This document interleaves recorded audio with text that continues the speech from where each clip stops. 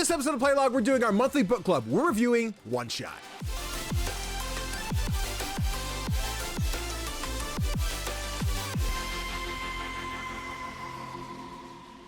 Hey everybody, CGDannyB back again with another episode of Playlog, the podcast where we talk all things indie gaming. But of course, I can't do that alone because that's so boring. So I've got my partner in crime, the Play Nice Kid themselves, Tofr. What's poppin', homie? I have been having this song by Eminem in my head for the past month because of the game. Standing? No. If you only get one shot. Oh. You know, the 8 Mile song. I didn't realize you're talking about One Shot for whatever, because I'm just like, if I open Discord, I see Tofr's on playing metal, recording repo. Like that is what Discord always says. So I was like, what about repo reminded you of Eminem? I'm confused here. I just like No. Every time I looked at One Shot or started playing it, I was like, God damn it. It is all I could think of. There's got to be like an AMV out there, right? Like somebody did an edit of like Eminem over like cuts of One Shot. I don't know what they'd put in there. Just Nico walking around, but like there's a meme there somewhere. It's a niche one, but it's there. Listen, we're all about niche here. Of course, that's what indies are for. I didn't pick my beard before we got started, so I'm kind of like doing just a little bit here on the side, you know what I mean? Nice. But hey guys, we're recording this one live on twitch.tv/CGDannyB because it's a book club episode, which always goes live for those. Will we go live for all podcasts in the future? Maybe. Have we talked about it? Not really. It comes up once or twice. Like maybe we'll see, and then don't talk about it. Maybe we'll pick a month and just do like 4 weeks of just like we're live for every episode, see how it goes, and then run from there. But for now, hey, if you want to catch these live, twitch.tv/CGDannyB, it's a good time. However, before we roll into the important stuff, we got some housekeeping to do. So stick with me here. We got a couple things. Quick reminder. Remember that fun little panel we did at PAX East a few weeks ago? The one about video games and trivia? Well, the whole thing is edited and up on the up for your viewing pleasure. So if you want to watch Jacob host, me yell at an audience about Tom Nook, and Steve Saylor say the F word, then you don't want to miss this panel. Video Game Trivia Reloaded panel from PAX East 2025 is now up on Jacob McCourt's YouTube channel. So if you missed the convention and you've been dying to see us compete in video game based trivia, then be sure to head over to youtube.com/@JacobMcCourt. That's JacobMcCourt right after this episode of the podcast. You're not gonna do it now, you can do it after, but you should definitely check it out. It's great, it's funny, and I get to lead a whole room in singing the iCarly theme song, so that's pretty great. You want to check that out. Another quick reminder, in case you weren't aware, the next cozy time sync game, Spray Paint Simulator, is releasing on May 29th, which is today for those of you watching on YouTube or listening on podcast services the day this episode comes out.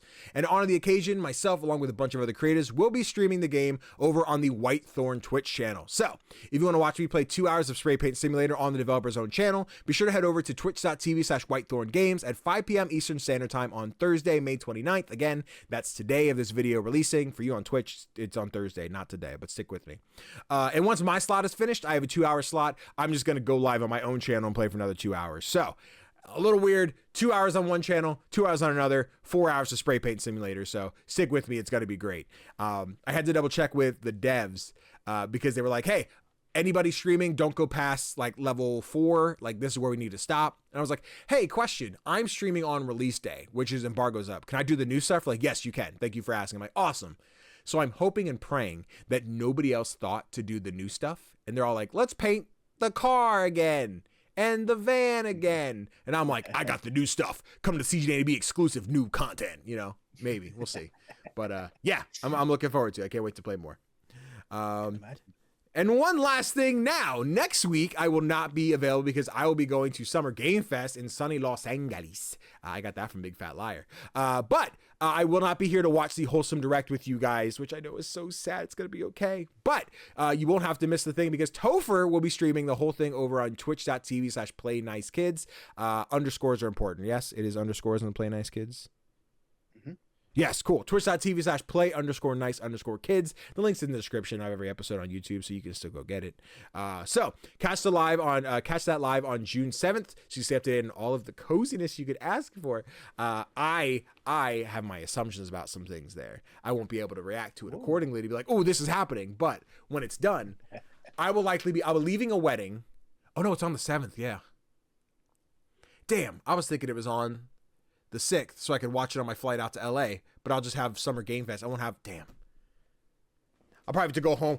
listen, Mike and Kyle, if you're listening, if we're gonna end our first day at SGF and then just go back to the apartment and watch the Wholesome Direct, just three big ass dudes talking about cozy games, I'm kind of here for it. But I digress. Yes, Tofr will be streaming it, so if you want to catch the coziness and can't see Danny do it, Tofr will be doing it. So please hang out there on Twitch. I'm sure any posts I'll retweet or repost or whatnot. But yeah, that's that. Ba-boom. Housekeeping complete. Which means we'll get into the quick indie news. However, quick reminder, because Tofr mentioned, I just don't mention it enough. We do have a write-in form in the description of every episode. If you want to write in with questions, feedback, things about the book club, we answer questions on gaming, content creation, life, etc. We haven't had one of those in a while. We just kind of been skipping over it because no new ones are written in. But I also realized if I don't say anything, there's no one going to write in. So if you're new here and you're like, oh, I didn't know they did a write-in form, it's in the description. Or if you're like, I haven't asked a question in a while, I want to do that. It's in the description. So please, by all means, it's just ask your name, ask for questions, what's your favorite indie game, etc., etc. We'll go on from there. But as I was saying, quick indie news. We have two headlines today. The first one being the timestamps. I was gonna do. I guess technically I was gonna leave these as one, but I could split it. I'll split it. Cause see now I'll have to go in and do like a there's the housekeeping, there's the welcome part, and then there's the, hey, don't forget to write in, and then indie news. Yeah, fuck it, we'll do that. We're here, we're rolling. Anyway, quick indie news. Claire Obscure Expedition 33 has sold 3.3 million copies. They put this out on Blue Sky. 33 days ago, we released Claire Obscure Expedition 33. Since then, we've sold 3.3 million copies. Seriously, as of today, we couldn't make that up. Another entry on the long list of surreal moments that your support has made real. Thank you all. And then they have a post of our lovely Lune in her French baguette outfit with 3.3 million copies sold. This is awesome. And then I guess at one point when they had the 3.3K likes, someone's like, hey. But Tofr, how about that? I just think that's splendid. Yeah. Like, apparently it's right on the day when it's 33 days since release that they managed to get 3.3 million. Yeah. Also, they just deserve it. I haven't been able to start playing it myself, but I've seen footage. I've heard people talk about it. It's such a good game, apparently. Yeah, I'm loving my time with it. I'm in the final act. I know I'm towards the end. I don't know how close to the end I am. I know I'm in that final stretch, but I just haven't had the time to sit and play because we have on Rivals or like I had to do OneShot this week or anything. And there's no blame. It's just too many games to play. But like, I know I need to finish Claire Obscure. I'm very excited for that. So we'll see what the rest of the week looks like. Hopefully, if I can finish before SGF, that'd be great. I'd love that because I don't want to go to SGF. You can talk about it. Yeah. I want to do another comeback and like talk about it here because we did our first like, hey, I played it. And like, I can't wait to play more. And I would like to say I finished it. Oh my God, here's a rat because I'm still fucking in love with it. And I would love to join someone else's podcast and do a spoiler cast about it because like, what are we going? Let's talk about all this shit, people. I'm gonna need someone's YouTube video of like, hey, by the way, just to explain this and this. I'm like, oh, that makes sense because that broke my brain for a second. I don't really know. But no, I think it's great, right? Because you see, I'm sure a lot of indie games. I say a lot. A handful of indie games do hit like these sales numbers, right? But like it's not usually often like publicized in such a way. And seeing something hit 3.3 million and get the love, I dropped my chapstick. The love that it deserves is really, really great. I wanted to pull up some of the PlayStation numbers, but like some of the PlayStation games that have only sold like 3.2 million. It was like classic PS1 stuff, like Spyro Year of the Dragon. Only sold like 3.1 million or something like that. So I'm like, this sold more than Spyro. But no, I think it's great, especially because I think a lot of people were saying like it won't be a successful game because everyone's playing it on Game Pass, so it won't sell or whatever. And they're like, well, check this out. Look at this, 3.3, bitch. Enjoy. Yeah. Now I'm gonna put the Monaco theme on loop in my head again because that shit is different. I need to get started with this game. Maybe I should do it this week. Honestly, do it right now. Pull it up. Okay, bye. Yep, see ya. I got this. Hey guys, solo one shot. We're good. We'll go back. For audio listeners, that won't make a lot of sense. You're like, why do you pause so much? Like, I was waiting for the transition. Let it go. But timestamp onto our next headline real quick, which is another short itty bitty one. Tavern Talk is having a crossover with Among Us. This is sweet. This is, I guess there's not really headlines here. I usually give like this is from such and such and such and such. This is just on their Steam page. So the team over at Tavern Talk posts on their news headline, "Dear innkeepers, we're super hyped to share that we've been quietly working on a collaboration together with the beautiful people at Inner Sloth," with a little heart lovey emoji. "Today we're proud to bring the Among Us crew to our little tavern in Asteria." In an exciting seasonal free content update. Until the end of June, the Tiny Space crew will wreak havoc in the Wayfarer's Inn. Some screens and events will look differently. For example, the bell used to complete drink mixing will be replaced with an emergency button sending not only magical drinks through the primordial vortex, but also even an imposter or two. And then I'd play it, but just audio is weird. But it does a little like the little Among Us call a meeting noise as like little crew members like pop in. It looks cute. I'm glad this like exists. There's also some Twitch commands. So if Twitch streamers are playing in the month of June, you can do !TT Ghost, which will bring in like a little ghost character from Among Us. If you do !TT Hunt while you're playing, it'll just put a bunch of little crew members on the table and they'll run around, chase each other and try and call for a meeting and whatnot. I think it's just a fun little thing they're doing. When you put it in, I expected like to be able to sit at the table and like prepare drinks for one of the crewmates. But seeing that's just a small little thing, just a quick little update. A little weird that it only goes to the month of June. I'm not sure what that like means. Like it's like, just some goofy little shit we could do for a month. Enjoy.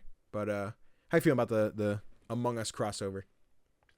I'm just happy. I'm not the biggest Among Us player or anything, but how dare you? Looking at the numbers that game draws in. Yeah. And knowing that a fraction of those people might try and play Tavern Talk, that excites me. Yes. That Tavern Talk deserves a lot of love, and I'm hoping that this crossover will see some more success. Even it's been successful, I think, but yeah. Among Us is a weird one, right? Because like I know it was a phenomenon. It's not as much anymore. Like it had its COVID break of like, dude, everybody's playing Among Us, absolutely. Mm-hmm. But like, even now, I sit and think about how few times I see people talk about it. But like Inner Sloth, Inner Sloth creating Outer Sloth as like an opportunity for devs to get funded. I'm like, how much money do you have? Like, how much Among Us dollars are you rolling in? That like, and I'm sure they have, sponsors and other people assisting with this, seeing the love behind Among Us. But like, it's really interesting to see that they're in a position, especially after releasing their game in 2018 and just being like smokeless for years. And then we hit COVID, Disguised Toast, like, by the way, there's this cute game, we should all check it out. And then everybody's playing Among Us. And now they have the gas to be like, by the way, we fund other indie devs now. Like, we do that, which is really sick. I love that. Because I can only imagine them seeing it. Like, I would love that documentary of where this came from. Because I can see it being like, Victoria Tran being like, hey, we saw a game that released in 2017. They're like, no one played our game. Like, let's fix that. And then just put the fucking Among Us logo on. Like, I want to play this game. I want to play it. I think it'd be fun. But yeah, I think it's dope that the team at Inner Sloth can do crossovers with other games as well as help fund other games and get themselves rolling is really dope. Absolutely. But yeah, guys, check out Tavern Talk. It's a cool game. Have I beaten it? No, I'm very behind. I'm sorry. Ooh. I gotta get to it. Maybe a book club. Maybe. Yeah. Also, got our keys, by the way. Ooh. They came in about 5 minutes ago. There. Actually, it's out. It's fine. We got our Monster Train 2 keys. I can say that. Yeah. So I'll be giving that to Tofr then. Not now, otherwise Tofr will leave the podcast. Probably. I mean, this does mean that Expedition 33 is like. Oh no, Monaco, run! Pow, wow, wow. Sorry, it's all right. We're good. But I think at the timestamp, if I didn't, I'll fix it. But now we're on to the topic of the show, which is our book club for OneShot. Before we get rolling, I guess talk about the game first. So OneShot is this top-down, very Undertale-esque adventure game where you play as Nico in a world where the sun has gone out and Nico has this light bulb, which is like the replacement sun. And her whole goal is to travel to the tower so she can put the light bulb in and replace the sun. The whole thing is, though, Nico's like a child, very innocent, and like, what do I do? And it breaks the fourth wall in a way where like you are like God in this world. As playing the character, Nico will sit and talk to you repeatedly and like, what do you think I should do? What, like this, that, and the other. A very like Dora-esque kind of moment where like you get to respond and everything. But yeah, so you're playing as both like yourself as well as Nico in the game. So I think that's really dope. Before we talk about the game itself, I wanted to pick this game because we did the Indie Cross episode, or the Indie Cross reaction last month at this point, I think, where I watched the first and second episode. They're both great. And when I watched the second episode, the only like main character in that series whose game I hadn't played was OneShot. Because I've played Dead Cells, Hyper Light Drifter, Shovel Knight, Cuphead, Celeste, Hollow Knight. Did I skip anybody? I don't think I did. I think I got everybody. And then there was Nico, who I'm like, I know of this character, but I've never played OneShot. And we got a couple like, you should play OneShot. I'm like, sounds like a book club. So yeah, I'm excited to finally get into OneShot, play this game, experience this game. But Tofr, I lie. I forgot to do the other important stuff. You hold your thoughts. Yes, you did. Real quick, for some information on OneShot, we have the release date. It came out on Steam on December 8th back in 2016, then got released on consoles on December 22nd, 2022. I know there's like 3 different versions of this or something. There's like the 2014 one, which is like the original OneShot, but I think that's not the one we refer to. I think the 2016 one's very different. And then I don't know if the console one is any different. I assume it has to be to some degree for how some of the mechanics work, but either way, it came out on everything. The Metacritic currently sits at an 80 for critic scores and a 9.1 for user scores. So out of 10, pretty great that it's so freaking high. Now that I did all the important stuff, Tofr, what are your initial thoughts on OneShot? My first thought that I want to share is I am very, very happy that you sent me a walkthrough for this. Yeah. Needed because I have some conflicting feelings about this game. Okay. On the one hand, there's lots to love, really. Yeah. The humor is on point. The story pulls at your heartstrings. It's well written. It looks cool. But I struggled with the gameplay for 2 reasons. One, I felt like it felt a bit outdated to play. Sure. I don't know if that makes sense. Yeah, absolutely. But also, like, this is the kind of game where you need video game logic, and I am not good at video game logic. Yeah. Like you need to put this item and combine it with this item so you can interact with this item. And how are you supposed to figure this out? Yeah. Yeah, I think I share the sentiment on that. I think this game is really great. It has a great story. I think it tells a lot of has a lot of really dope moments that I really, really enjoyed.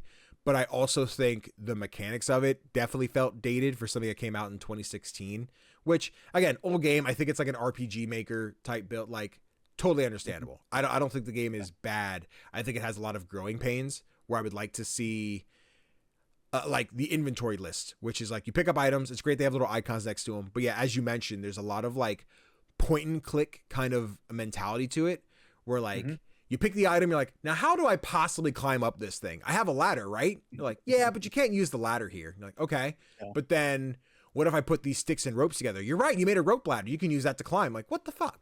What was the difference? Right. And I'm really stretching with apples and oranges here on like what OneShot does versus the mentality of like the point and click, but it has that similar thing of like, I've done this, I've played this, I've said this, I've spoke to this character, and why am I not finding the direction?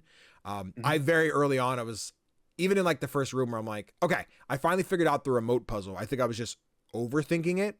I was like, I got to turn on a light somehow, not just use the window that's in front of me. But after that, I'm like, let me pull up the walkthrough. And I was very much like, let me walk until I'm like, okay, I am stuck. I need something new. And then I pull up the guide. I'm like, got it. Do the thing, and then keep going until I would, get lost again or I figured out. So I think I saw somewhere it's like 4-ish hours to beat if you mainline it. It probably took me about 6 or 7 with stopping and pausing, exploring a little bit much. But overall, I think this game is great. I think the game is cool. I would love to see like the one-shot remake that kind of modernized it a bit. Keep everything on like visuals. I mean, I wouldn't mind like a cool little up-res on the pixel art, but I think having a new version with a bit cleaner like mechanics and stuff would be great. I think it would suit this game a lot. That's true. Yeah. It surprised me because if you look at a game like Undertale, yeah, which is getting on in age now as well, the controls for that one still feel pretty okay. Yeah, and it surprised me that this game, I didn't have that same feeling with this game. Sure. Yeah, I get it. Real quick before we go out for video watchers, yeah, our footage is going to look a little different today. It's very zoomed in because the game is intended to be played in windowed like this. So it's very tiny, which I'm like, I don't want to just show them this the whole time. So we have a second scene that's super zoomed in. So power through with me, stick with me. You're going to get there. It's going to be ugly, but we're going to get through it together. But yeah, I guess if we start, I'd like to talk about the controls a little more because I think the game plays fine. It is very you roam left, right, up and down, looking through different areas. And we can couple this with exploration if we want. But how did you feel about like the inventory and menus of the game? It reminded me of like the games from when I was young. Yeah. where menus and stuff were still a bit clunky. But on the other hand, that does provide its own charm. Yeah. I guess. When I was younger, I wasn't into many games that had these kind of menus and interactions and stuff. So it took some getting used to, let me put it that way. Sure. Yeah, I think as I started figuring out like the puzzles, right, where you pick up an item, it goes in your inventory, you open the inventory, if you select it, it's now in your hand. And then you walk around and like, if I talk to something, then I'm now interacting with the person or the thing I'm talking to with the item in my hand, as opposed to like talking to something like, oh, I could probably open this. How would I do that? And then opening the inventory to select it. So it was a little weird, I think, from like normal games when it did that. But I think I got used to it pretty quick. And then I guess exploration, right? So I think that's probably where I struggled the most with OneShot, where I felt lost quite a bit. Or if like every time I was ready to do something new or go somewhere, it felt, in the way I talk about, like I don't play a lot of open world games now because I just don't have the time, because there's so many things to explore. Like I like the linear, here's the start, here's your story, go to this place, get the thing, move on to the next one and go. And the fact that I can roam around this desert and wander into areas like you can't go here yet. Or I walk into a shed that's like one robot, it's like, hi, which doesn't give me any context or narrative, right? Like it is just there's not a lot of growth in a lot of the areas that stay empty. Sorry, chat, that was my computer, Windows security. Don't worry, your computer did not blow up. But yeah, I feel like the exploration really drug it down for me in this first chapter, where like probably where I ended up needing the walkthrough, where I was like, where the fuck do I need to go? There's just so much dialogue and stuff where I really want to just progress. But how about you? How was the exploration? I have the same feeling. I started playing OneShot a couple of weeks ago. Okay. And I immediately got lost. Once you make it over to like the game's main world from your own world, you're just set free without a map. Right.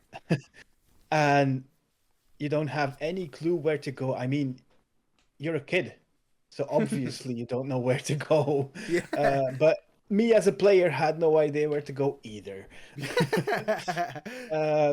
And I stopped playing because of that. And I was ready to call it quits until you sent me the walkthrough. And I have to be honest, I finished the game today. Yeah. And I just followed the walkthrough to the dot. Yep. Like I didn't explore at all anymore. If the walkthrough says go left here, I went left. Okay. Maybe sometimes I would go over to an NPC to actually talk. Yeah. To have like a little bit of more of a flavor of this world. But like let's get to the parts. If I didn't have the walkthrough, I probably would not have finished this game. Yeah, I get it. I think and we'll talk about this as we get to kind of like the groove with the book club later. But yeah, sometimes it's tough when we're playing 2 or 3 different things. You're like, all right, I have to make sure I make time for one shot, which when I picked the game, it was like, yeah, about 4 hours to beat. I'm like, cool, I can knock this out at some point in the month, you know, maybe lament on it. I finished it over the weekend. I had a good time with it, really enjoyed it. I kind of just sat down, put on, I think, like How I Met Your Mother, played through it. Every time like an important dialogue scene would come up, I'd pause the show and just read. Like, okay, oh no, this is what's happening. Oh my goodness. And then just back to like sit back and everything. But yeah, no, I think the exploration was a bit of a pain point for me. Again, and the fact that like I had to pull up a walkthrough, not because I don't think Danny as a gamer could complete it. I think I could have found where I needed to go if I took the time. But it was very much like I don't want to take the time. I want to get through. I want to get through this adventure. I want to make sure this gets done. So yeah, I definitely think that was a hurdle, which I think comes with the book club as opposed to just the game being a game. Very important thing to know, just because I'm sure they're going to be so like, I can't believe these guys hate one shot so much. Which I'm like, nah, what's happening? Just we're not hating, being critical. I am. This game sucks. No. But yeah, I think one shot's really charming in what it does and building like characters that you want to fall in love with and know more about. Taking care of Nico almost in this like parent-child kind of way of like, oh, I got to make sure they don't get hurt. I got to make sure they find what they're doing. And like, they'll come to you again as a guy, but almost in this like parent-child relationship of, hey, should I do this thing? And you're like, you should, or you shouldn't. You're like, yeah, I would like, there's a point in like the second area where you're like, hey, Nico, you should do a robot voice. And she's like, why? Yeah. It's like, could be funny, could be silly. And she's just like, beep, boop, boop, boop, beep. And then the camera pans. There's a robot sitting like up on a balcony. He's like, hey, we don't talk like that. That's not what we sound like. And Nico's like, damn, you made me look stupid. You made her do that. Damn right I did. Yeah. My favorite part was I went up the ladder first and I found the robot. So I knew the robot was up there. I just thought it would be a progression thing. I didn't think she'd be like, you sound stupid right now. You sound so dumb right now. And I was like, oh no, I'm so sorry. I thought it was going to be like a cute kid. Like it was so sad. But yeah, I dug it a lot. I was a big fan of a lot of it. But now I want to talk about some of the cool shit. I want to talk about the alternate reality game mechanics, which for those at home, like, what the fuck are you talking about, Danny? What's this? So ARGs are basically, and it was really funny because I was explaining it to Chris while I was playing it. He's like, oh, like ARG. I'm like, right, sorry. I forget who I'm talking to anymore. I always have to explain what ARGs are. But in case you don't, it's basically when like a game does something in real life to incorporate into the game, right? So a bigger example is back in like an early Fortnite season, they started putting like a physical statue of the Durburger out in the desert somewhere, or like all these different things were happening. That was the ARG-ness of it. And what OneShot will do, it is one of those games that like manipulates your computer files, not in a virusy kind of way, just to like, you have to explore your computer a little bit more to find answers. Like you'll find a computer that's like, you need the password. What's the password? It's located somewhere else, which like, if you go into your files, you open up the OneShot folder, there's a new document in there which has like a cryptic message along with like the 4-digit code which you need to open the computer and progress. It's like, ooh, I like when games do this. It's really fun. One of the early things that it does when you start, like as you're finishing the first area, you'll get pop-ups over it, like, you know, your Windows error, like beep, beep. And then it'll be like, hey Danny, what are you trying to do? I'm like, oh, it knows it's me. It's talking to me, the player, not the game. Oh no, I didn't put my name in this game. What's it doing? So those are very cool to me. I don't play a lot of games that do that. I'm sure there's more that I have in my library, just don't know yet. But like, that was, yes, Doki Doki's. I haven't played Doki Doki yet. Like I played through it. I watched it back when Markiplier played it, and I was like, okay, now I know. And I picked it up on PlayStation. I want to get the platinum, and it's still over on the shelf. Yeah, I'm gonna play it. Make it a book club. To be perfect for book club. But yeah, anyway, I rambled. ARG stuff. How'd you like all the cool bobs and bits? Well, the moment you mentioned where it refers to you by your own name, that felt a little invasive to me, because I was like, wait a minute, how does it know? Because I don't remember putting my actual name into Steam, right, or anything. So I'm like, why is it calling me Christopher? I'm like, It's just, I feel so I don't know. It felt weird. But then, yeah, the further along the game, I thought there was gonna be more of the Yes. ARG stuff. Hmm. 'Cause in the end, I think it's only about 3 or 4 things Probably. that happen. Sounds all right. But they were cool. I especially like the one closer to the end where you have to overlay one screen over another. Yeah. Um, and yeah, it's always fun when devs make you interact with games in another way than you thought possible. Yeah. It's really dope, right? And I'm interested to hear like how the like initially starting the game felt, because when I'm like, I got to capture footage. I went to go full screen. Like this thing opens windowed. Like again, for anyone watching the video version, this is how it looks by default. Like it's just this itty bitty window in the middle of your monitor. And I was like, it's fine enough for me to see, but for like if I was to stream this, I'm like, how the fuck like do I get people to see this? I went full screen. The game's like, hey, you can play full screen. However, windowed is the way to play. This is how you should do it. I'm like, all right, I won't fuck with it. I'll play windowed. To then finally get like the first ARG moment where it's like, ooh, I'm glad I stuck with it this way. It's gonna be weird for footage, but like, did you want to go full screen? Just kind of be like, fuck it, I'm just gonna do it anyway, or like, how were you with that? I tried the full screen, but then it wasn't very kind to the graphics. Yes, yeah, that's true. And knowing that there was ARG stuff, I was like, nah, let's keep it normal. Yeah. in the smaller screen. Yeah. It was a bit annoying at times, but because I get distracted too easily. Sure. So I need games to be full screen. Yeah. I had to move everything off. Like this is just my main monitor, what you're seeing in the footage. I took everything off and moved to the top monitor so I could just drag it back down later. But yeah, I was like, I have to move all this. Plus I had like redacted stuff. I'm like, well, I can't record just my redacted icons. I have to move it off. So yeah, it was it was interesting to use my main monitor in such a way that I don't normally do. But yeah, just getting some of the cool things, because there's so many games, right? Someone usually plays on console, my preferred platform, but even when I'm playing on PC, I still try to use controller. Like I really enjoy when games fuck around and do that. Like I think Triple Take was the first game that I did that with. Which is a puzzle platformer where essentially every level you run 3 times, and when you beat it once, the timer goes down and they add more challenges to the level, and then you race through it, right? You do it again and again and again. And then after each like world, there'll be like a boss, and then you get like a message like, interesting. It'd be crazy if, and then like somewhere in the files, like there's a note like, go here and go up and you'll find the secret exit. I'm like, oh, what is happening? Did you give me a virus? I don't know. But I think that's like, I love that. I think for stream it's dangerous because I just don't know what folder I'm gonna have to open. And if I open like the one folder, it's got like some fucking Emma Frost Rule 34 shit sitting on the desktop. I'm like, I'm sorry, I didn't know. You may go the wrong way.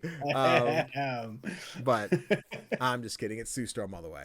But like you're seeing now, like as you're talking to this computer, you're seeing these little pop-ups where like the monitor is speaking to me, like as a person, not as a character. And it is like, it's not a thing in the game. It is a pop-up that opens on top of the game where I have to click like, yes, confirm. Yes. Like I'm okay, whatever. But yeah, I think that's like a really dope thing that's included here. Absolutely. One of the other, maybe less ARG parts of it, but the game will like close itself at points where like Nico goes to bed, right? And you like, there's a point where you like kind of finish the game, right? Air quotes. And the game shuts down. Like, how did you feel about the Nico dream sequences, as well as like the game shutting down, have to relaunch it, kind of mystery of it? I didn't understand why it needed to close the game. Okay. It didn't click with me.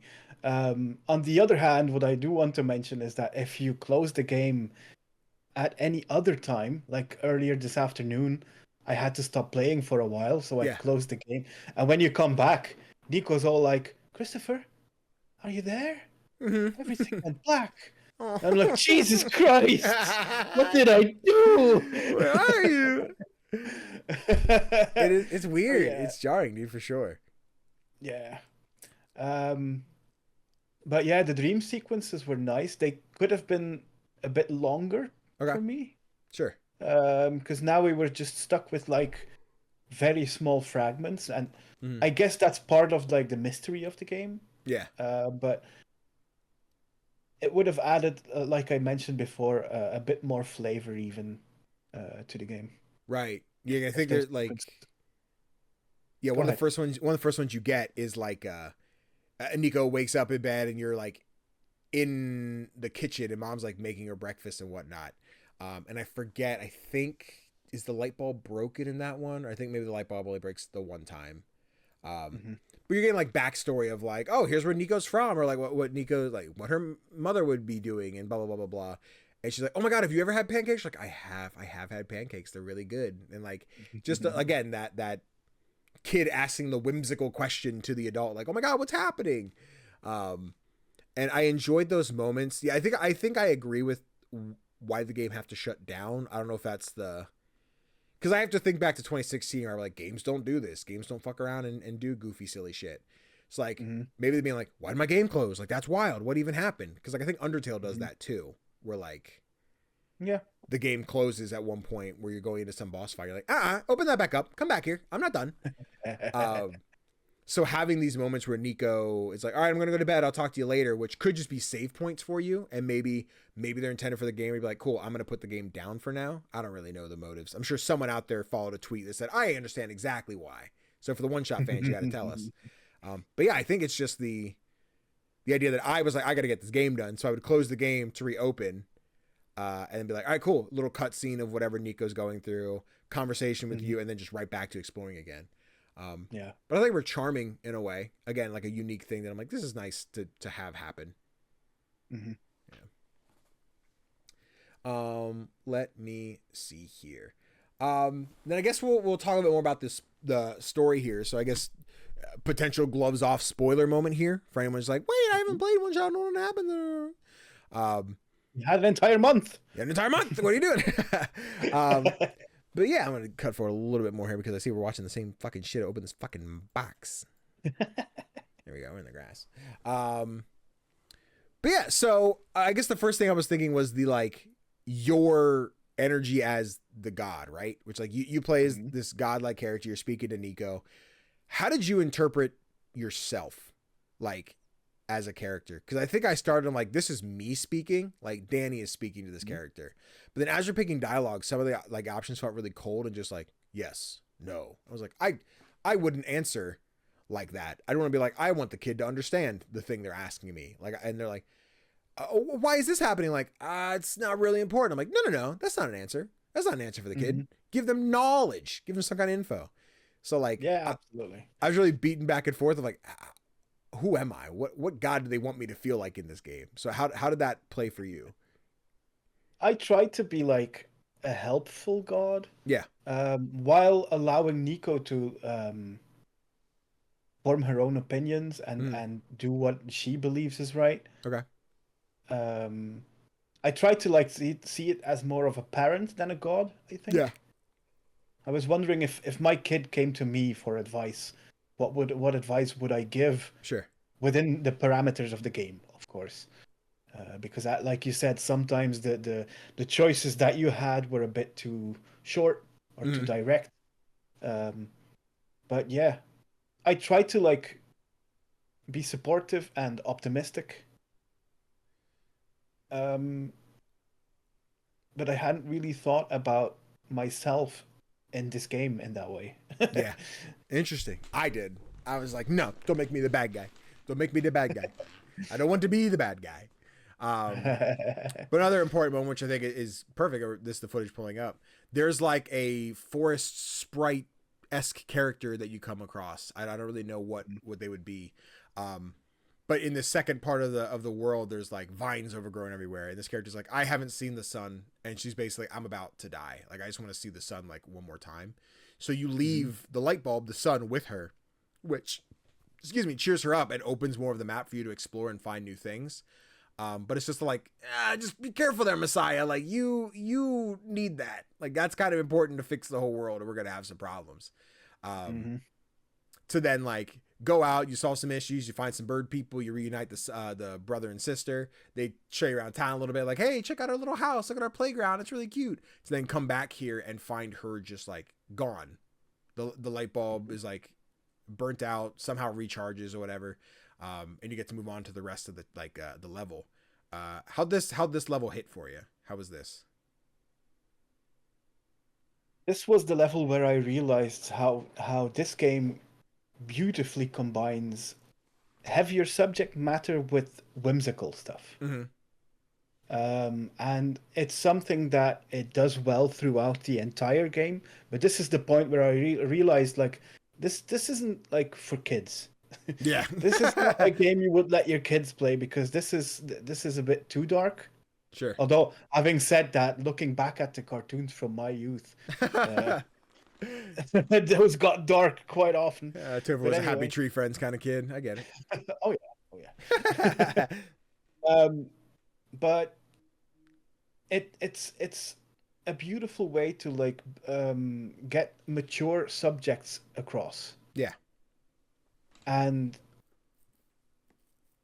while at first, while I was playing this, I felt stressed out because I was overwhelmed because of the world, because it was too big, because I didn't know where to go. Mm-hmm. This is the moment where I finally found my heart being touched. Okay. I was like, oh, there's life here that's worth protecting. There are entire lifetimes that have passed in this world, which might influence a decision I have to make later on in the game. Sure. And yeah, especially the plant lady here. I was so happy to see that there was like this little kernel left of her. Yeah. That you could take with you. Did you explore the kernel any further? Did you do anything else with the kernel? Oh yeah. Okay. I took it with me. I made it grow. Okay. I never finished it because I wasn't sure what I was missing. So when you finish this area, she turns to the kernel. You go to the next area, and this guard's like, if you go down, you'll find what you need. If you try to go past him, he's like, sorry, only the person with like the kernel can come in here. You're like, I have it. You're like, cool, go. So you put the kernel in. They're like, I need some dirt. You put the dirt in when you get it. They're like, I need to water this. And I put the water on it. And I was like, is this going to regrow? Do I have to get more water? I don't know if I had to do backtrack multiple times to keep watering it or what, if it was a time-based thing. But that's as far as I got. So I don't know if I do anything else. You have to do things with the water, so it's the right kind of water. The medicinal water? Yeah? Yeah. Okay, so yeah, I got that and then poured it. So I don't know if that was just supposed to make it happen, or again, if it was a... Or wait, but once I poured the medicinal water, it didn't do anything. The only thing that happened with me was that there was a tiny leaf sprouting from the dirt. Okay. Maybe that was the final happen? time I reacted with it. Okay, but there wasn't like a character came back. It's nice to see you again, Nico. Like that wasn't. No. Then maybe that did happen. Time, Danny. Listen, I thought, but it's some magical shit. I thought maybe be like, I'm alive again. I can see the sun, please. Like I don't know. Listen, if it takes 5 movies or something for Groot to become adult again. Listen, it's true. This tree's like a long time. Listen, shout out to Groot mains, baby. But yeah, I thought this was a cool like a moment to have. It definitely felt like one of the darker ones outside of like the end of the game, which I'm excited to talk about here in a moment. I guess before we get to that, any other important like plot moments that you're kind of lingering on you want to talk about, or things that I haven't mentioned yet? There's no specific moment, but I love how this world has been created. Like you've got the area where you arrive. Yeah. The first time you entered this world, and then you notice that you're like on the outskirts of a big town, big city. And you have to go towards that city to get to the tower where you have to insert the light bulb. Yeah. But on your way there, you meet so many people and robots, mostly robots. A lot of robots. And if I have any regret about this game, is that I wanted to spend more time with these characters. Sure. I wanted to know more about them, but there was only so much conversation to be had. But the conversations that you do have were really interesting, because you have people, you've got optimists, you've got people who think that the end coming is a good thing. You've got people who have found peace with the end being near. You have people who are fighting with all they have to survive, and it felt really relevant to today's world in that way. So that makes it kind of timeless, I think. Sure. So I felt that was worth mentioning, especially considering what you need to do at the end of the game. Mm-hmm. I found the more I got to know about this world, the more characters I met, the more I talked to them, the harder that final decision becomes. Yeah, absolutely. Shout out to the game for changing my wallpaper, by the way. I had to fix that after the fact, but they just so as you get to like the final section of the game to like turn in the light bulb, the computer's like, hey, you've done all you need to do. The Danny, Tofr, like the god is gone. Nico, it's just you. Go ahead, like take a nap, right? And the game just kind of closes. But then like you get a note that's like, this is not over, regardless of what the entity told you, et cetera, et cetera. Like, go find the Clover. Which, if you go to the game files, there's a new application. It's like clover.exe or something like that, which gives you like a whole second window to use. Which for a while is just a Clover image, but in the main game, like Nico is still having a conversation, like calling for you. You're not answering. Like, what am I supposed to do? And the second window ends up becoming like a tool as you progress throughout this final chapter. Which, you know, go back to the ARG stuff. I thought this was really cool. Yeah, you had already mentioned, but I thought this was probably my favorite use of it. I want to give a shout down to the fucking hidden message on the projector sheet where I'm like, what the fuck am I supposed to do with this? Like, I didn't know how to find the answer. I tried to look up, like, how do I get the answer? Like, the password is this. I'm like, no, don't tell me the password. Tell me how to get the password. I have the sheet. I'm running around this map looking for a projector to find the light so I can be like, oh, it's this. And I wasn't getting it. And like, oh, take the actual window, dip it off your screen, pull it back up, and the ones you need to be lit up. I'm like, that's dumb. You didn't tell me enough. I need more info. I was lost. But yeah, eventually as you're going through this one, there's more puzzles. And again, you have like conversation with the computer. It's like, you're not supposed to be here. But the second window becomes a guide and tells you, like, you put the Clover on the screen. It tells you like which path you need to take and like which lights you need to turn on so you can progress to the next room, which doors you need to go in. I'm like, oh, this is really cool. This is a really like fun way to use this in like the final stretch of the chapter. It was super dope. But after you finish this, you get to like the end of the tower. You as the god come back. You're like, hey, Nico, I've been here the whole time. I've been watching. I'm back. And the computer's like, you know how this ends. You know what's going to happen. If you turn this light bulb in, she's going to die. She doesn't belong to this world. Like, it's not going to work. So you can either break it so she can live, or you can turn it in and she dies. So it leaves you with the, like, do you save the world or do you save, like, your child type vibe? I think we both learned that we picked opposite endings. Because you saved Nico, and I saved the world. So I'm intrigued on how that ended for you with Nico. Well, first I want to get into why I chose to save Nico. I didn't even realize that she was going to die. I thought she was just going to have to survive within this new world and never go home. Right. So I had to make a choice. And there's one conversation I had, multiple conversations actually, with people who were like, fixing the sun won't fix this world. Yeah. Rot had set in long before the sun went out. And I don't know, man. It was a struggle. It took me a bit of time to like come to a decision, but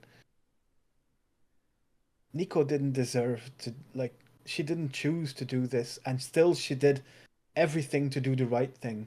Yeah. For her to then have to suffer the consequences, that just didn't sit right with me. Sure. I don't know. So yeah, basically what happens is you smash the light bulb. Okay. Everything goes dark. And all of a sudden, Nico's in this void, but she sees a light at the end. Okay. And she can hear her loved ones call out to her. And she says goodbye, and that she's happy to have met you. And then she says, now all I have to do is walk beyond the window. And she goes down beyond the game window. Oh. Onto your desktop. And then walks out of the screen entirely. And that was the end of the game. Okay. Oh, I do kind of like that one a little bit better. Oh no. What happened when you saved the world? So when you save the world, Nico does like, hey, like, what should I do? And you're like, you should place the light bulb. She's like, yeah, that is the right thing to do. That's what I should do. She puts the light bulb in. The world flashes. You get a montage of like, hey, here's what this person was doing. They have the sun again. Like, you're seeing all the people you interacted with their like little simple like PNG or a JPEG like flashback moments of, hey, here's how they are. And then the game ends on Nico's bedroom, empty. Like all the furniture over there, but just no Nico. And then the game closes. And then if you go to launch the game again, it shows you the same empty room and then closes it again. So like your save is locked in. Like Nico's gone. Nico's not here. And the moment I finished the game, I ended up sending a Snapchat to LB where I was just like, hey, this is what I went through and this is what happened. And I didn't like this. And like, this is how it ended. But there was like the conversation of like, this is how, like, my story is concrete. The choices I made are there. Like, I can't change that, right? And the game, it's not impossible. You can, but like, it does leave like a save file in the folder that's like, this is like, the game is over. Like, this is what you chose. You can just delete that and go again. And like, I don't know if it starts the whole game over, it puts you back at the decision or whatnot. I guess there's also a secret ending that I am not sure how it goes. Maybe you can save both, but I did not look at that. So mayhaps some of the comments who's a big one-shot nut tell us how to do it, what that looks like. But yeah, it was a time. I was like, fuck, I don't like this. I don't like this is how it ended. They're just gone. My game locked in and said, "Ah, dude, that's it. You're there." That's why I didn't want to pick that ending. Yeah, I'm still traumatized to this day by the first Life is Strange game. Yes, that's what I brought up. It's just like, I was like, yeah, I have to save the town. Like, no, I wanted to save my cool girlfriend. Yeah. Damn it! I said I saved Chloe. Life is Strange was I made my canon choice. I was like, cool. I'm saving Chloe. You know, I did my thing.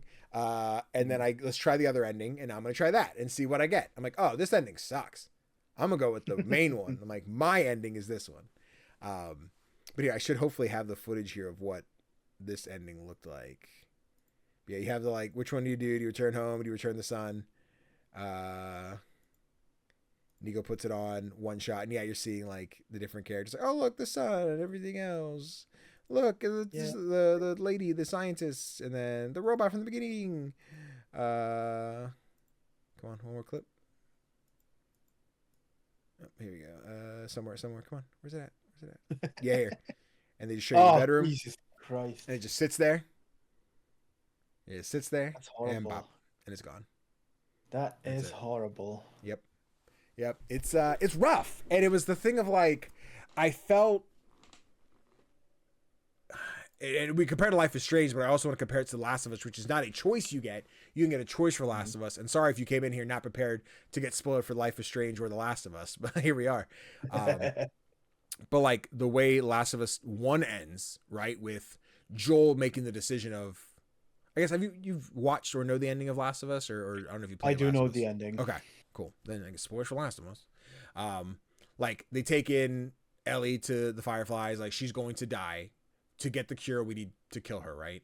And Joel's like, no, I'm fighting to save like my baby girl. I'm fighting to save her, and goes in, kills everyone, tells her, yeah, there's plenty of people like you. There is no cure. This can't happen. Because he killed everyone that was left. Like, who's gonna tell her otherwise? Which we find out is not the case. But yeah, I didn't want to be a Joel there. Me and Kanai have talked to many. And oh wow. It sounds rough, right? But like, we've talked about Last of Us 2, which gets so much hate for being the masterpiece that it is, because everyone's like, I'm upset about the way this happens. I'm upset about how 2 plays out. I'm like, 2 plays out appropriately. It's not happy. It's not good. But if I did what Joel did and that happened to me, I can't sit there and be like, well, that's dumb. What the hell? How could this possibly happen to me for the things that I did? Should be no repercussions for my actions. Like, it just doesn't make any sense. So like in a world where like I could save the entire world, or I could save the one child that I love, like I want to take care of, right? I'm like, I've preached Last of Us 2 for so long and why the story is poignant and why it's good, to be like, nah, fuck it, I'm gonna save the one kid and kill everybody else. Like that was my motivator to pick my ending. Okay. That being said, I still think yours is better. I enjoy having one more ARG moment of Nico walking off the screen, everything like that's really cute. That's cool. But yeah, I think it speaks a lot of like the place we are at in our lives at the moment. Yeah. Because I feel like you're more of an optimist than I am. Okay. And I struggle to keep believing in people. They do suck. They do suck. I believed in Nico. Sure. Okay. So I made my choice, and I'm happy with it. Damn. Oh shit! I killed her. Oh man. Yeah. I did enjoy this game a lot, and like plenty of critiques, plenty of things that I'd be like, I didn't love the game for this reason, and I think that's one of those things that I always fear for critics. They're just like, I can't believe you had flaws with the game that I love to death. Everything I would die for, I would. I was like, just know I enjoyed the game. It's not perfect. Very few games are. Only Expedition 33 is perfect. That's the only perfect game. But yeah, it's tough to think that like I made my decision and I could go in and delete the folder, go back and replay and change my ending or see what the secret ending is that I've heard exists or whatever. But like I'm satisfied with the finality of this game. I'm glad that it makes a folder if I really do want to delete it and start over, that I can. But they're just like, if I go to launch this game naturally, there's not like a menu where I hit new game to try fresh. Like my game's done. I can't go back. I can't do it again. And there's something nice about that. A way of like, yeah, you're locked out, dog. That's it. That's the choice you made. And I do dig that. I think that's very unique from, and not like it's original. Plenty of games have done it now. I know Undertale is one of the few, like, not, I don't think you can't start over, but like your actions still carry over. That it's like, hey, didn't you kill everyone in another lifetime, or, you know, whatever that does. So yeah, it's a world we live in. And, I did enjoy OneShot. I had a good time with it.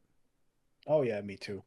I get what you're saying, because there was a game I played recently, Many Nights a Whisper. Yes, yeah. Where you're this kid who has been trained to make one shot, ironically, let's go. to make everyone's wishes come true. Yeah. And before you take that final shot, the game tells you that like your save game is gonna be gone. Yeah. So you either make the shot or you don't. But if you're not happy with it, you're gonna have to replay the entire game. Yeah. And I love that. It added some stakes. Like, yeah, your choice or your decision or whatever you do is final, and I love that because plenty of games do not have that finality. Right. Where I can just do new game again, like we talked about Life is Strange, where I was able to, I forget if I had to like reload from a chapter select or what I did, but I went back through it. I'm like, I'm going to try the other ending. I want to see what I get, and to see what the different choices are for the first game. And I've done that. Not Life is Strange was the game that made me go to YouTube and find bad ending or good ending for all of these Don't Nod games. Like I had my ending for Life is Strange 2, but I had to go see what, like I got the bad ending for Life is Strange 2. I had to go look up what the good ending was. I'm like, fuck, that would have been great. I got I think like medium ending for Life is Strange True Colors, where there's a better one and there's a bad, like a worse one. And I'm like, okay, I'm glad I didn't get the bad one, but also like, I was like, good, I'm glad we got this one, because fuck this town, fuck these people, I hate them here. Like I'm out, we're out. Alex Chen and I are bouncing, right? Like, and True Colors is my favorite Life is Strange to this day. Like I love Alex Chen, I love that game. And like even as Steph is great. Steph is amazing. I love Steph. And like, even though they get like a little bit cheesier as they go, like Double Exposure was okay. Like I'll still go out there and be like, guys, we're streaming through Life is Strange, baby. We got another one. Like we just finished Lost Records a couple weeks ago, right? And like Definitely not my favorite Dope Nod / Deck 9 like type of game. Like it's definitely on the lower end of like all the ones that I've played, but like it's still the same vibe of like I do enjoy these. Like these are great. Even if I'm like, I felt stronger about these characters, or like this storytelling element felt better. Like I like the cheesiness of Life is Strange that I think was lacking in Lost Records. But neither here nor there. I do really like having the choice to see like what my other endings are. Or sorry, not the choice. I like being locked out of the choice to see what my other endings are. Then be like, I have to go somewhere else to find out what happened, or I have to buy the game on another platform and try again. Like I imagine the person doesn't understand to be able to delete the save file to have to start fresh. I'm like, oh, those poor guys, they spend another $9 to go play it on Switch or something. And be like, I have to see how the other ending goes. But something I that just crosses my mind is, I wonder how this game plays on consoles, because you can't go into your system files on PlayStation. I think. Want a PlayStation OneShot PlayStation playthrough. I want to like, I don't know how any of the ARG stuff works, or if it's like taken out for console versions. I don't know. That would be a shame though, because that's, I mean, the ARG parts are essential parts of this game.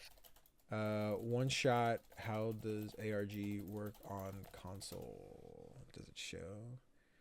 Console command. No, I don't want console commands. World Machine Edition. There's new AI. Oh, maybe that's the one we should have played. Completely self-contained portable version of the one. Well, too late now. All right, cancel this episode. Delete the VOD. Go back and play the new World Edition, new Machine Edition. Then we'll come back and redo this episode. I mean, this is compatible with the Steam. They're porting the edition to console, the console edition to PC. It also makes it portable on Linux. These don't clarify. I'm not sure if anyone out there knows how the console version works with all the like pop-up windows and stuff. Like, what does that look like? Because I've imagined that, because Switch is so far behind, I don't know how the messaging would even work. But I imagine getting like a PlayStation message or an Xbox DM from like, hey Danny, like the thing, like, ooh, they did the thing. Like that's what I envision, but I don't think that's the case. So I really don't know. I'm not sure. Be interesting. Either. Yeah. Any other thoughts on OneShot? Yeah, it's a game that has left me in two minds, I guess. Yeah. I kind of wanted to love it more. I did love it, but it's not going to become like one of my favorite games that I've ever played. Right. But I'm still glad that I played it. It's a really cool story. It feels like an imperfect game for imperfect people, and I like that. Yeah. Like you guys, you're all imperfect. Mwah. Not me, I'm perfect. But no, I can echo that. I think definitely not a game I'm gonna like write home about and be like, yes, it's the best thing I've ever played. Like I did enjoy it. Like I said, I immediately sent like a 12 episode Snapchat to talk about my experience of wrapping up the game and like here's the context of what it is and etc. And like I did enjoy my time with it. But like as I sit here and week by week go like, what are my top 10? What are my top 50? I'm like, I don't think OneShot makes that list for me. I think if I hear someone like, I need something with like a story, something that's kind of sad. I'm like, let me tell you about OneShot real quick. You should check this one out. Like there'll be times where I recommend it to people for sure. But yeah, it's definitely lower on the list of indies that I've played. But yeah, same here. Yeah. You heard it. We hate OneShot here. Playlog Podcast against OneShot. Jesus, Danny. But with that, that is the end of our OneShot book club here, which means we need to talk about the next one. And now, before we do that, we've got some planogramming to discuss here. So, Tofr and I have been talking about the book club as a whole. I think one of the problems we've had is that trying to squeeze in an extra game every single month on top of everything else we're reviewing is tough. It's a lot. And it's sometimes we don't get the time to play the games or finish the games that we want. So it becomes a hassle. So I think what we're doing moving forward, I know what we're doing moving forward, is we're aiming to do an every other month kind of deal with the book club. So rather than doing, here in June, we're going to do a book club for something, our June book club will span the month of June and July. So at the end of July, for our July 29th episode on Twitch, July 31st on YouTube, we'll be doing a new game. So we'll have those 2 months to play it. I think that gives for anyone who wants to play along the chance to play a little bit more. I know having 2 months is like, yeah, I have more time to get around to it. I think that'll be the struggle. But yeah, we're going to see how that goes. I think as we go in every single month where there's 20, 30, 40 new games to play, and we're getting keys to cover for different reviews and stuff, and trying to force a new game in every single month with so few days as it is. It's tough. Mm-hmm. So we're going to try and span it. We have 2 months to play this game, then 2 months to play the next game, and so on and so forth. So yeah, we'll see how it goes. And if it sucks, just throw away the book club. Books are for nerds anyway. You know what I mean, Tofr? You know what I'm saying? Oh, wow. Jesus. Yeah. Books are for dorks. Yeah. Wow. I have read a book in my life. That's wild. Dork. Nerd. Loser. Damn. Yeah, that's why you got your glasses on, Jesus. Nerd. I feel like I'm in high school again. By the way, you should read Dungeon Crawler Carl. It's pretty good. I'm enjoying it so far. But with that, which means it's time to announce what our next book club game is. And Tofr, I told you what I was picking. I've been wanting to play this one since it came out, but since a friend of the show, Jenny Wyndham of Wholesome Games fame, Kim Chica, they did it for Geeks and Grounds, I think late last year. But I want to check out American Arcadia. American Arcadia, right? Is it N or is America? Yeah, American Arcadia. Yeah. So, anyone unfamiliar, American Arcadia is a cinematic puzzle game that combines a 2.5D platformer and a first-person game to tell the tale of a thrilling escape. Experience the extraordinary story of Trevor, an average man escaping from the world's most popular reality TV show. I remember seeing this one at showcases for years, and then it finally came out. I'm like, oh, I can't wait to check it out. But yeah, basically you're trapped in a reality show, and your whole thing is like to escape the network, and it's all set in this like 70s style reality world. The houses you're in, it looks really cool. I'm very excited to check this one out. And it's on I think I didn't pick two, we do let's just do a more modern one we missed and a more like retro one we missed. I guess one shot with my more retro one. And I think American Arcadia was 2022, I believe. Something like that. You've got 2023 it was. So yeah, still like almost 2 years ago at this point. So this will be a modern one. But yeah, American Arcadia. You excited to play it? Absolutely. It's a game that I wanted to pick up when it released, but then plenty of other things released at the same time. Yep. And I never managed to get back to it. So I'm happy that you're choosing this one. Yeah, baby. Do you have it downloaded? I gotta download it, I think. But yeah, so we'll be doing American Arcadia. Honestly, grab it. Let's shoot some emails. Who we got? Out of the Blue Games. Raw Fury. Hold on. Do I got connects? Do I got some connects at Raw Fury? I don't know. We'll find out. Probably not. Probably not. Let's just send to guy@rawfury.com. Guy. That's not gonna work. I'll see if they have a PR contact. Maybe we'll see. But yeah, so we're gonna play American Arcadia for the months of June and July. So on July 29th, we'll be back here on Twitch to discuss it, and then the upload will be up on Thursday after on the 31st. So yeah, that's your knowledge and stuff. So go play it. Nice. Timestamp, which means it's time to talk about what we've been playing aside from One Shot. We each have a game. Tofr, would you like to go first or would you like to go second? I can go first. All right. I received a key for Kabuto Park, which is the new game by Doot, the DOOT, the creator of Minami Lane and Froggy's Battle. That sounds right. Yeah, Froggy's Battle. Yeah. Doot is like, they specialize in small experiences. Yeah. I think their previous games could both be finished in a couple of hours. Yeah. And this one is gonna be more of the same. I haven't finished it yet, but it seems like you play during one summer month. You're a child who has gone to this camping ground where you set out to find bugs.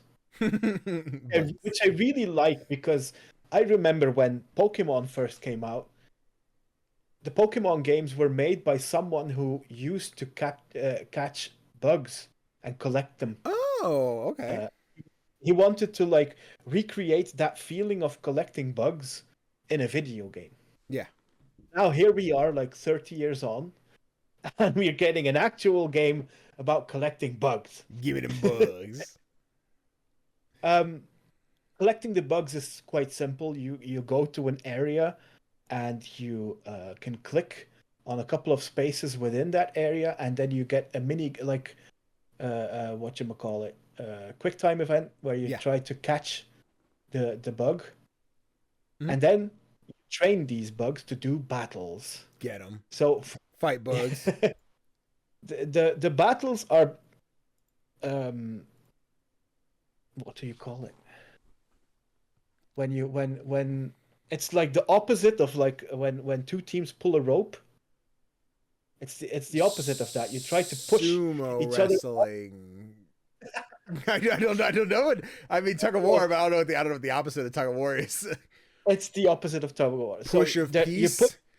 You put on a tambourine, and your opponent, which is another child that's staying at this camping grounds, will put their bugs on the other side, and then you have to try and push the other player's bugs off of the tambourine. And you do this by playing cards. So I was immediately sold. Yeah. But the cool thing is, it's kind of like most roguelike deck builders, but you play in real time. Hell yeah. So you have your energy builds up. Like you get, after 1 second, you have 1 energy. And then with each second, you get an extra energy. Okay. And you have to like make your choice. You have 3 cards in your hand, but one of them will cost 1 energy. Another one will cost 6. Do you wait until you get 6, or do you use the 1? It gets really tactical. I was surprised by the depth there was to the card play. Okay. To be honest. Ooh, because I like it. It's a really cool introduction to deck builders in general.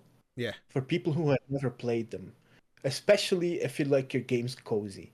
And what can I say? The game looks adorable, as is usual for Dude's games. Mm-hmm. And it plays like a dream. There's not much else to say about it. It's a lot of fun, and I can't wait just to keep playing before I start Monster Train 2, because when I start that one, I'm not. Everything else. But yeah, I'm gonna finish this one first, because it really is that much fun. You collect actual bugs, like these are real life bugs. Mm-hmm. So I'm learning as I'm playing, because I hadn't heard of any of these bugs before. Yeah. Like a rainbow beetle. Who knew there was a rainbow beetle? Oh, I did. I have one upstairs. Oh, okay. You have bugs in your bedroom? Yeah, you don't? Oh, no. No. I have like a shoebox. It sits on like the foot of the bed, and I just keep them in there. Oh, okay. There's sticks and leaves and stuff. They have like a little like hamster water bottle they use. Yeah. But yeah, there's a lot of depth to the battles, because depending on which bugs you use in your team, you can only have a team of 3 bugs. Okay. And that will influence your statistics. You have an attack, you have a defense, and you have an energy. Got it. And before you start the battle, you can always see like what your stats are and what your opponent's stats are, and you can still change your team around to maybe build up your strengths a bit more, your enemy. But yeah, it's it looks fun. So unfair. I'm just watching these little guys like, all right, guys, let's push. You're like, beetle mode active, and then you have the bee who just kind of shows up. He's like, I'm helping, and they're just like, nah, he's helping. He's doing something. Yeah, that's the early game. That's the early game. It quickly changed. I don't know if you've ever seen the TikTok where it's 2 like adult older brothers. They have like a little sister who's like a child, and they're like carrying some piece of furniture like in a box, and they're trying to like move it in the house, and she's like trying to help. They're like, we got it. They put it down and like pat for her to sit on, and then lift the furniture and then carry it, and like that's what the bee felt like. Like the 2 beetle brothers like, let's push, and she's like, all right, get on the furniture, let's go. Like that's what I saw in that. Very cute. Yeah. It's a good time. It's a really good time. And I think the game is only going to be like $5. Okay. So there's no reason not to pick this one up. Yeah. It looks great. I've not got into Duke, because I didn't get to try Mini Me Lane. And I have not gotten a key for God, I haven't gotten a key for Doot for Kabuto Park. Yeah, but I did play Froggy's Battle, the first game. I was a big fan of that one. Just a really simple roguelike where you're like a frog on a skateboard going around a circle with different weapons. I'm like, oh yeah, this is great. And yeah, Doot's art styles is very charming and like welcoming. So I'm a big fan. So I would like to get to Kabuto Park at some point here. Fingers crossed, but we'll see. I gotta see the stack of shit sitting on my PC at the moment. I get that. But again, this one will probably only take about 4 hours to beat. May have it. Bet. Okay. Well, it's about as long as we took a beat one shot. Yeah. I'm just consistently impressed by Doot as well because this is their third game in like 2 years. Yeah. But they're always so polished and finished and it's like they put so much effort into their work. And I really appreciate that. Yeah, it's the simplicity, right? Where they're always tiny games, and I can't speak to Meaty Millie and how long that is, but that was also a collaborative one. Like, if Doot's the like mini strange scaffold now, we're like, we have 7 things in the pipeline. We'll see what's coming around the corner. Like, I already sit here and watch. I'm like, this comes out, and I'm like, what you working on next, Doot? What's your next like trailer? You're like, all right, next we're working on this. It's a Yu-Gi-Oh clone, or blah blah blah blah blah, or we're doing It's gonna be something completely different again. Watch, we're gonna get a fucking like Probably. top-down Hades-esque one in a Doot style. That'd be fucking nuts. That's first-person Hades. Dude, you got this. You got it, dude.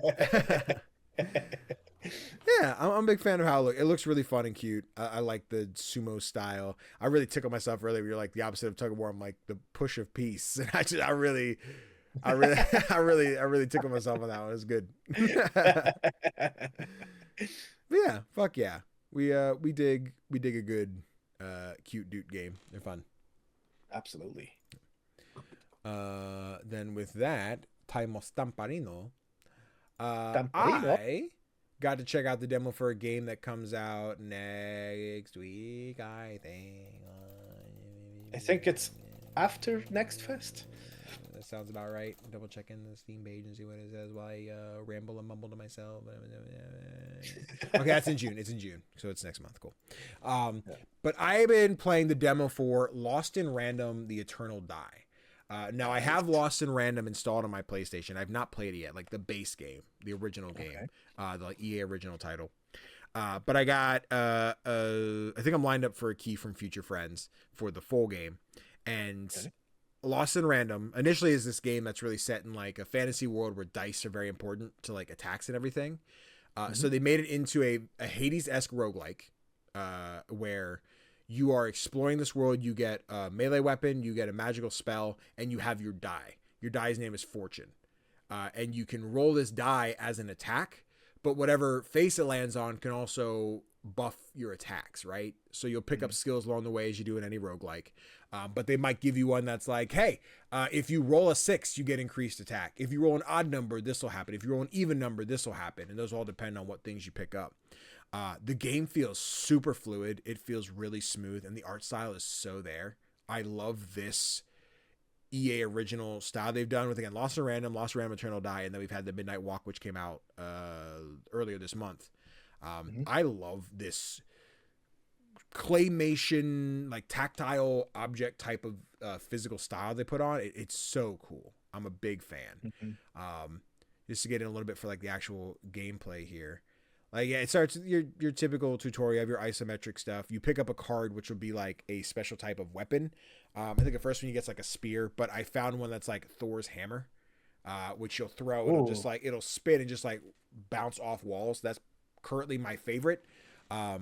Imagine. Yeah, but I had a great one, a great build that was based on fire, where there was like a fireball. If you threw it out, it would burn enemies for so long. And then I had an upgrade where if I killed an enemy who was burnt, I would get like 1 HP back. And the health pool at the start is like, I think 50, 60 something. So 1 HP is not a lot, but if you're like set everybody on fire, bop, bop, bop, and I kill 6 enemies, that's, you know, that's a chunk of my health back that I got. So the other cool thing is there is like I always compare it to Resident Evil, but stick with me, like a Resident Evil inventory kind of system with like, here's the limited spaces you have, and you have to kind of put things in so they fit. I'm trying to think, they're relics and marbles, I think, are the things you find. And they each come with like a certain like color. So if you find 3 blue ones and you line them up, they'll combine themselves and you increase the stats of like your die, your fortune, right? If you have red ones, they'll turn in, like, they'll increase your weapon damage and everything. Although there's a give and take where, like, if you find one that's like pure red and you fill a row and it's like a marble, marbles will break upon being combined. So you lose that boost. But sometimes you find items that are like, oh, this is red and orange. So like if I build it in a row of orange, it will delete the orange, but not the red part. So I still get to keep the item. So there's this like give and take of figuring out, how do I want to build this loadout? When I get something new, do I want to put it somewhere off to the side where I still get the boost of this, but the chance that like I won't be able to combine it later for anything else? If you just want to go for the stat boost, if you don't really care about the added effects, I was very heavy on the effects. I like them. So there are moments where I'm like, I'm going to build this in a row where I have 2. If I need a third, I'm like, I have to make a sacrifice. I can do it, but I'm going to aim to not have to. So then get like, all right, I got another item. I'm going to put it here so there's no physical way I can break it down or whatever. So the game feels so fluid. And break it down. The game feels really fluid. Like, I think one of the things where we had, I forget what game it was that came out this past month that was very Hades-like. It's very chunky and slow compared to Hades. But it's fast. It's snappy. Like, this feels Hades quality in, like, the gameplay, which I'm a big fan of. I don't think it's going to hit like Hades. I don't think it's got the Greek gods. People are going to want to scream like, yes! Oh, everyone's so hot. I can't wait to fuck them. But like, I like the maps at the top. You get to explore. You're like, cool, I go in here. You have your traps on the floor. I've gotten to the first boss. They've beaten me every single time. And I get super close. But I just like, I don't have enough health, which I think I'm just being too reckless in the run. Currently where I'm at, there's no like healing item. Like I don't have a potion I could throw in and be like, yes, get my health back. It has been based on what skills I have. And once I get so far, I'm like, oh, I can't do this one now because I didn't get enough burn enemies on the way in to do damage. And if you don't kill them, you don't get the extra health back. So it is a lot of fun getting to see the new type of enemies as you go through and then how they will play with both your kit as well as fortune. Fortune's really dope. Like one of the upgrades is if you're carrying around fortune, as you're moving around, you'll shoot like icicle shards that'll just like fly out and start hitting random enemies. So really it just happens because you just have fortune. Now I don't know if fortune is like the default die and I'll get like, oh, I'll get another die later, which will become little blocky. I fucking come up with a name here. I don't know. And like, if that particular spell is like, this only works with fortune. I'm not entirely sure based on the progress of the demo and what's unlockable. I don't know what that'll turn into and how that'll transpire. Maybe it'll change the name as we go. But like you have the thing where you're finding NPCs in the world, which as you find them and die and go back, they sit in your like home base. Where like, I found this big head of armor. He's like, please, I need my body back. And when you take him back to the base, you put him on this giant like collapsed suit of armor. And he's like, hey, help me get these weapons out of my body. And the armor's just stabbed with spears and hammers and shit. And I don't know if I can buy them or if the demo has me locked out or if it's like as you progress, you unlock new weapons. But you'll remove them from his body. And now it's like, oh, cool. I could have the sword. I could have the spear. I could have the hammer. I could, which one, like what starting weapon do I want? And that's what I want to get to. I want to get those. I think one's like a whip, which looks really cool.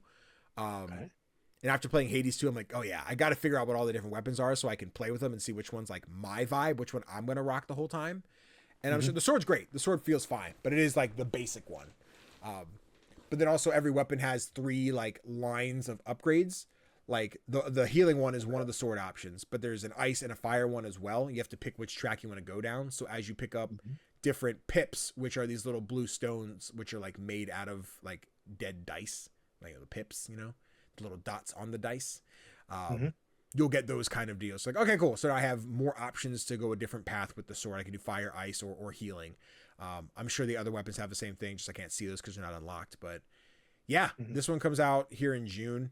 I'm having a blast with it. I think as I find like later than the rest of the world that I really enjoy Hades. I really enjoyed Hades 2, and I like this format of roguelike. I like seeing new games take the formula and really like, I was gonna say fuck it up, but like in a good way. Like, oh, they fucked it up, baby. They did the damn thing. Like, it's fun. Like, I got the demo for this probably last Steam Next Fest. I just didn't get around to it. But they're like, hey, the demo's out on PlayStation now. I'm like, let me give it a shot. Let me give it a go. And I want to go back and see if I can beat that first boss and be like, cool. Actually, I don't even know if that's the end of the demo. I'd like to say I beat that boss and be like, I've beaten the demo to prepare for the full game next month, because that'd be really great. Yeah, I'm having a good time. That's cool. Yeah. I'm really happy to see the world of Lost in Random continue on. Yeah. Because I have no idea whether the first game was really successful or not. Yeah, I don't know. But it looked gorgeous. It reminds me of like those early Tim Burton style movies. Your Corpse Bride, your Coralines. I think Coraline was Tim Burton, right? Or am I making that up? I don't Pretty sure know, it was. actually. Could Chat, be. confirm. But yeah, it's certainly one of the better looking Hades likes. Yeah, absolutely. And it's really pleasing to hear that it plays as well as it looks. So yeah, I'm looking forward to giving it a try myself. Coraline does not look like it's Tim Burton. Why would you lie to them like that, Tofr? Okay. Wow. I would never lie to those beautiful people. You just did. You told it was Tim Burton. Oh, could you? I said I did. But yes, Lost in Random, The Eternal Die comes out on June 17th, I believe. I'm sure we'll talk about it in our indie releases video that comes out here in some days, time and stuff. But yeah, really cool. I'm excited for the full deal. I don't think it's relevant for this case because it wasn't provided to me yet, but I am now a Thunderful insider, and this will be a Thunderful published game. So in case that matters for anything, badge of honor, Thunderful, baby. Let's go. Hell yeah. Yeah. Timestamp. I lost my doc. Oh no. Yeah. But with that, baby, let's move on to the indies releasing this week. We're talking for the week of May 29th through June 4th. First off, we got Projected Dreams on May 29th for PC. We have Islands and Trains on May 29th for PC. Nice Day of Fishing on May 29th for PC. We have Spray Paint Simulator on May 9th for PC. Shout out to the stream once again. I'll be live tonight. This video coming out if you're on Twitch 2 days from now. This is weird about doing live ones. I'm like, oh no, what do I do? But yeah, I'll be live on the Whitethorn channel, 5 p.m. Eastern Standard Time on the 29th. Guilty as Sock on May 29th for PC. That one looks great. And then Cauldron Caution on June 2nd for PC. Shorter list this week, but anything you're jazzing for? I'm really curious about Spray Paint Simulator. I'll be in chat for your stream because I wanna know if it's as satisfying as Power Wash. Yeah, I can speak to enough of it, right? Because again, I'm embargo certain days, et cetera. But it's nothing I didn't play in the demo that I've played so far. It has that same vibe as a Power Wash sim, where like you're doing the thing the entire time. But the fact that you're applying paint as opposed to removing something, there's new mechanics to it of like if you go into the kitchen, right? You need to paint the shelves blue, but you got to make sure you're not getting overspray. You have to go to the shop and buy tape and like masking paper, so you can make sure that like you put all that stuff on the wall. So when you go to paint, you're not putting the blue everything. I don't think there's a way to like fail that. Like you just can't start painting it so you put all the tape on. But it is like a new mechanic. You're like, cool, I did that. Now when I'm done with that, I take this off and I put on a new layer because I have to paint up here instead, or layers of that. So I think that's fun. You have to buy the paint color you need. There'll be different jobs. Once you finish, you get like the free paint modes. You're like, I want to paint this car, cheetah print, whatever I can do with it, and different shit. So yeah, I think people who like Power Wash Sim are going to enjoy this for the same yet opposite reasons that they like Power Wash Sim, but it's a good time. Okay. Yeah, I know looking at these, Spray Paint Sim, I'm excited to play that one on stream, but Guilty as Sock is one that I'm really looking forward to. That was at the 6-1 Indie Showcase, and I still need to wrap my head around how it works yet. But from what I understand, it's basically Jackbox, but you're like suing your friends. And everybody's like sock puppets, but they're also marionettes, which is very weird. Like they're two different types of puppets in one. Like, I don't know. But there gotta be a good one. If it's like I can buy it or I can get a review code or whatever, and I can just get friends to like install a free version, whatever, so we can all play it and stream it. Like I think that'd be sick. I think it might be a tough sell. Be like, hey, I need 6 friends to buy this $20 game so we can play it, whatever. But we'll see. I'm very excited for Guilty as Sock. I think it could be a fun stream. Absolutely. Yeah. And Babu, timestamp, baby. Moving on. Tofr. Before we round out this episode, we know we have to do our Indie Spotlight. I'm trying to type the name of the game and talk at the same time, and it's not going well. Indie Spotlight. Are we spotlighting an indie game that's not getting enough love, or an upcoming one people should keep on the radar? So what game did you pick for us this week? I picked Kind Words 2 Lo-Fi City Pop. Woo! This is a sequel to the beloved Kind Words game, where it's it's more than a game. Um, in the first game, you basically sat in your room that you could customize as you like any way you wanted to. Yeah. And you can read letters from people asking for help, asking for advice or something or anything like that. And you could write back to them, or you could send your own request for help or advice into the world and see what other people, real people, would send to you. Yeah. It was a very wholesome experience. It created this really fantastic community of people who were just also incredibly supportive of each other. And I think it was late last year that the sequel was released. And the sequel starts out in the same way as the first game, but then you get the opportunity to go outside. Yeah. And there's a whole city to explore, which is cool because it makes it so that not everything you want to ask for is asked in the same way, if that makes sense. Yeah. For example, in the first game, you could have people wanting life advice, but you could also have people wanting to know about the newest hot bands out there, or the best movies to watch in theaters. Now it's kind of divided. You've got your record shop where you can ask about cultural experiences. You still got your room for more personal stuff. You've got a cafe where you can perform poetry. There's even a void where you can throw a message into and no one will ever read it, but at least you wrote it down and you expressed what you wanted to express. And the second game doesn't seem to be picking up as much traction as the first game, and I think that's a shame. Okay. Because all of these new additions really add so much value to the game. Yeah.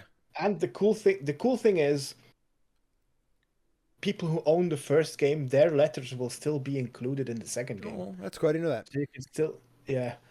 But I'm wondering if that makes people hesitant to make the step to the sequel. Okay. Which would be sad. And yeah, I'm hoping more people pick this up.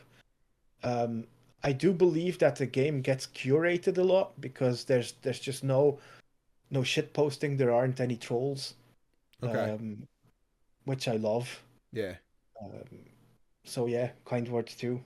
Also, the soundtrack, if you like Lo-Fi Girl or stuff like that, excellent soundtrack. Right, fuck yeah. We love it. Yeah, I think Kind Words I got a key for at one point. I didn't get around to it myself. I have it. But I always see how wholesome this one looks. I'm like, yeah, this is like a vibe. I appreciate it. I appreciate what it is. Yeah. Oh no. Forgive me. Woo! A lot of talking today, baby. But that's okay because timestamp, we're ready to wrap this bad boy up, Tofr. Yes, ladies and gentlemen, boys and girls, non-binary friends of all sorts, thank you so much for hanging out for this episode of Playlog. If you catch this on Twitch, thank you so much for being here. If you're watching this on YouTube when it comes out later, edited and everything, thank you so much for watching. Don't forget to like, comment, and subscribe. And tell us what you thought of One Shot. What other topics you'd like to see us cover on the podcast, be that any related themes or games to cover for book clubs, let us know. Again, don't forget to write into the form in the description asking us any of your indie questions or whatnot. And a reminder, be sure to check me out over on the Whitethorn Twitch channel Thursday night, 5 p.m. Eastern Standard Time for some spray paint simulator. Should be lit, should be fun. Be sure to come hang out over there. I think other than that, Tofr, little scrumply bumplies want to find you on the internet. Where could they go? The easiest way is through my link tree, which is Play Nice Kids in one word. And also, if you're watching on Twitch right now, tomorrow on Wednesday, I will be streaming Repo with Daphne. Tomorrow evening our time. It's gonna be 7:30 p.m. GMT. I think that's about 2:30 Eastern time. Okay. I don't even know. Yeah, one of the other time zones. We follow. We look for the notification. Yeah. That'll be over on twitch.tv/play_nice_kids. There you have it. There you have it. And of course, at CGDannyB for all your other goodness and whatnot. Appreciate you guys so much. I think it's a good one. We can just cut the recording and the stream. It'll be great. So guys, thank you so much for hanging out. Mwah, so beautiful and lovely. And I will talk to you next time. Toodles.